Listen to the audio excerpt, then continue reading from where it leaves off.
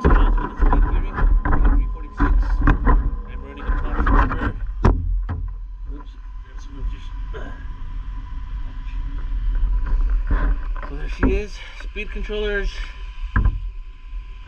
not too bad. Motor, she's not too hot right now.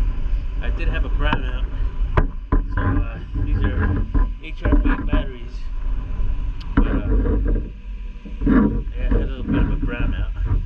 So I'll check the video and see how fast it was going with the GPS. Hopefully it took GPS this time. But there she is. That's stock XRT on speed gearing off-road. So thanks for checking it out.